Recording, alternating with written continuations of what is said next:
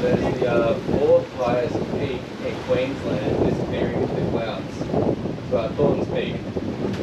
Just under 1,400 metres of sea elevation above sea level. And it's in Cairns. Yeah. Thanks, Chris. Nothing stopped that.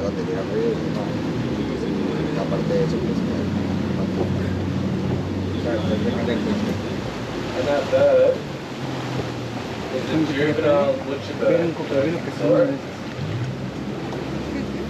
ver un cocodrilo que son aunque te da padre ver un cocodrilo que son como será ese video también que hay un así por el Amazonas, salta un jaguar encima del cocodrilo y lo coge el cuello. Por eso que los jaguares comen.